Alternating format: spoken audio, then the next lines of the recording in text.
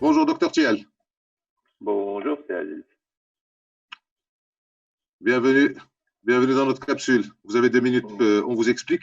Le principe est clair, on vous pose une question courte et vous avez une réponse courte. Alors, vous êtes psychiatre, psychanalyste à Casablanca, bien réputé, bien connu. Et je vais vous poser une question sur le confinement, la santé des enfants, la santé mentale des enfants avec le confinement. Je vous apprends rien, ça dure depuis 3 mois. Et dans la zone 2, ça risque de durer encore plus.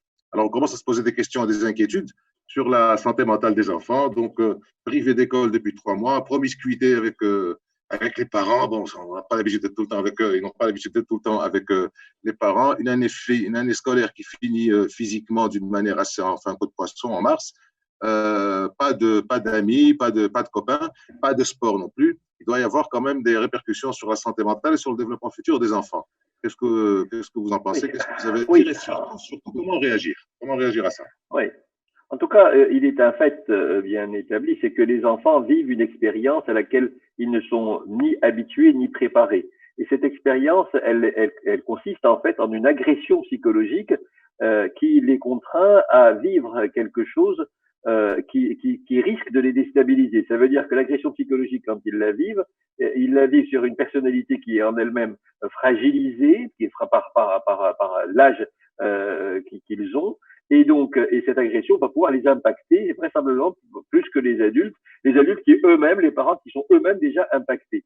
Donc, ils vivent une expérience qui, quand ils ne sont pas aidés pour la dépasser, elle risque d'avoir des conséquences parce que quand une agression dépasse les capacités d'adaptation de l'individu et ses défenses, elle laisse s'installer un déséquilibre dans le fonctionnement psychologique qui va s'exprimer par des symptômes. Quand on est déstabilisé, quand on est impacté psychologiquement, il y a des symptômes qui apparaissent et ces symptômes chez les enfants ne sont pas comme chez les adultes parce qu'ils n'ont pas les mêmes plaintes. Les enfants, en fonction de leur âge, plus ils sont petits, les enfants, plus ils vont réagir dans leur corps, donc ils vont pouvoir avoir des plaintes somatiques multiples et diverses.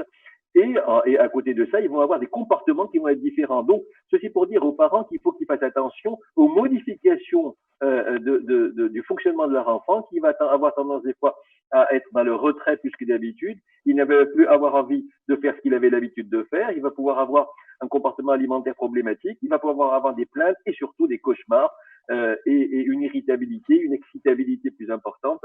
Donc, ce sont des choses auxquelles il faut faire attention, parce que quand on y fait attention, on peut avoir, disons, l'attitude sage en la matière, l'attitude sage qui est d'abord de montrer à nos enfants que nous rendons compte, nous sentons qu'ils ne sont pas bien, et on est à leur écoute et on leur explique que ce qu'ils vivent, c'est quelque chose que tous les enfants du monde vivent, et ce qu'ils vivent est quelque chose de passager, même si ça dure, et on leur donne le temps de s'exprimer, de se libérer avec des parents qui les rassurent. Quand on fait ça, on évite les problèmes. Quand on ne le fait pas, les enfants vont fantasmer autour de ce problème, autour de ce que c'est que ce Covid, parce qu'ils ne savent pas ce que c'est, et donc ils vont fantasmer, ils vont installer en eux des peurs qui vont pouvoir avoir des répercussions sur la construction de leur personnalité, qui vont pouvoir chez certains enfants être importants, alors qu'une écoute, une compréhension, une empathie, du temps que l'on donne aux enfants peut régler le problème, et si tel n'est pas le cas, il ne faut pas hésiter à demander l'aide d'un psychologue ou d'un psychiatre spécialisé, des pédopsychiatres. Ceci chez les enfants. Il n'y a pas que les enfants, il y a également les adolescents.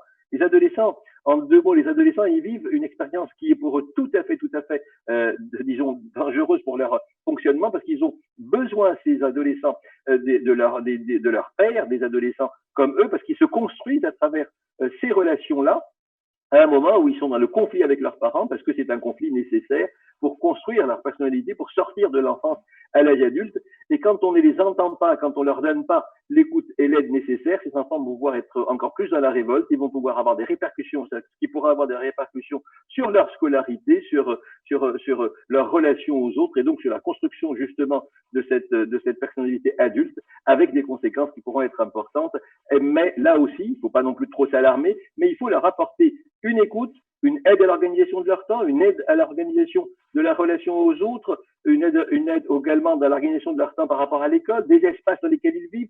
Tout cela est important et avec ça, on pourra réduire l'impact de ce confinement et en attendant des jours meilleurs. Et là aussi, il faut surtout pas hésiter à demander parfois une simple séance avec un psychologue ou un psychiatre spécialisé, un pédopsychiatre peut résoudre une difficulté majeure. Donc, soyons à l'écoute de nos enfants, de nos adolescents, aidons-les, ne faisons pas la sourde oreille, demandons l'aide du spécialiste si nécessaire quand on sent que ça nous dépasse, et avec ça, on réduira l'impact de ce Covid, on permettra à nos enfants de faire de cette expérience quelque chose qui les construit et non pas qui les détruit. Oui, mais attendez, docteur, tout ce que vous dites, c'est très bien, mais ça suppose que les parents soient eux-mêmes dans une situation normale, ce qui n'est pas le cas. On a parlé de ménages qui sont, enfin, que les parents, les couples ne vivent pas toujours ensemble, donc ils sont dans une situation qui est très perturbée, perturbante. Est-ce que eux-mêmes, les parents sont aptes à faire ce que vous dites? Oui, alors les parents, je l'ai dit tout à l'heure, je l'ai dit au début de l'entretien, il est évident que les parents eux-mêmes sont agressés par la situation et tout va dépendre de leur capacité à eux de faire avec ce qu'ils vivent. Il est de leur devoir d'être à la disposition des enfants, mais il faut effectivement qu'ils arrivent à juguler leurs propres difficultés parce qu'effectivement, les difficultés de couple sont là, effectivement, les difficultés personnelles sont là. Quand une personnalité est était fragilisée avant l'expérience du confinement, ça risque de s'aggraver, des symptômes qui pouvaient ne pas exister qui apparaissent. Donc tout cela est là. En tout cas, ce qui est important, c'est de ne pas oublier la souffrance de nos enfants parce que nous sommes nous-mêmes dedans. Ce n'est pas parce que nous avons nous-mêmes nos difficultés que pour autant il faut oublier celles des enfants, parce que je considère qu'il est de la responsabilité parentale de prendre en compte, à la limite avant notre propre souffrance, celle de notre progéniture pour éviter les difficultés. Et il y a quelque chose qu'on a oublié, dont on a oublié de parler, dont on oublie systématiquement de parler, c'est des familles avec des enfants handicapés et des enfants handicapés mentaux. Il faut savoir qu'il y a un drame qui se joue, et puisque j'en ai l'occasion, je tiens à attirer l'attention de tout le monde sur le fait qu'il y a des drames qui se jouent dans les familles, parce que les familles qui ont un enfant autiste, un enfant trisomique, un enfant avec des problèmes psychologiques, qui sont confinés, ces enfants-là, ils n'arrivent pas du tout à comprendre, ils n'arrivent pas à saisir ce qu'il en est de la situation, on leur donne pas la possibilité de souffler à l'extérieur, ce qui est vraiment dramatique. Il est nécessaire, nous avons souvent appelé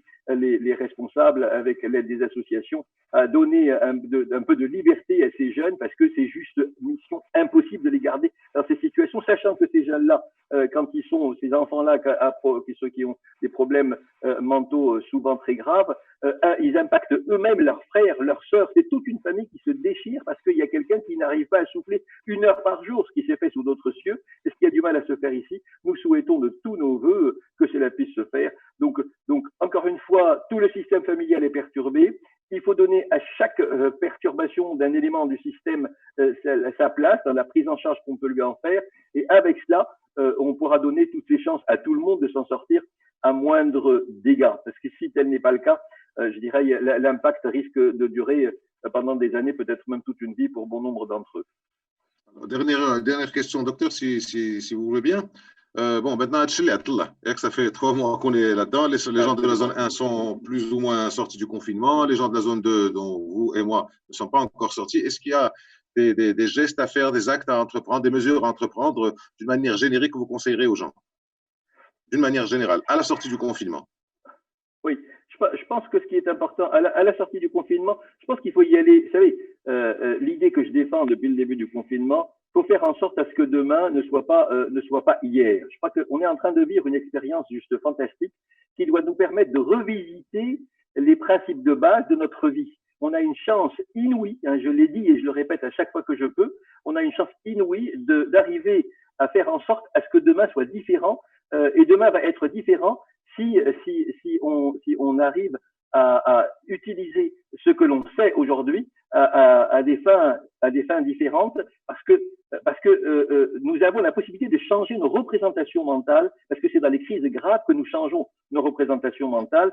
Si nous le faisons, mais si nous ne le faisons pas maintenant, nous ne pourrons pas le faire après. Nous avons la possibilité de revisiter la manière avec laquelle nous gérons notre relation avec nous-mêmes et avec les autres. Nous avons la possibilité de revoir la place de chaque chose, quelle est la place de la relation à l'autre dans notre vie, quelle est la place de l'argent dans notre vie, quelle est la place de la recherche de la effrénée, de la réussite dans la vie, quelle est la place de la jouissance, du plaisir, où est-ce qu'il se situe tout cela, et on est à même de revoir tout cela dans un équilibre qui peut impacter le monde entier, mais ça dépend de tout un chacun et ça dépend de comment tout un chacun va pouvoir faire en sorte à ce que nous ne cherchions pas, nous ne devons pas chercher à rattraper le retard que nous avons eu à travers ces 3 mois d'absence ou presque total de travail. Nous devons envisager un monde différent, avec un rapport à nous-mêmes et à l'autre différent, qui va redonner toute sa place à ce qu'on a oublié en nous, à savoir notre humanité. J'ai l'occasion de le dire, je le dis, je le redirai autant de fois que nécessaire. Notre humanité, c'est ce qui fonde notre existence sur Terre, qu'on avait tendance à l'oublier, et redonne-lui toute sa place. Tout le monde y gagnera de manière quasi certaine. Merci, docteur, pour votre éclairage. C'était très clair. J'espère que les choses se passeront un peu mieux que ce qu'on le prévoit. Je vous dis à bientôt dans une autre capsule. Vous avez 2 minutes, on vous explique. Merci beaucoup, docteur. À bientôt. Merci beaucoup, Céline.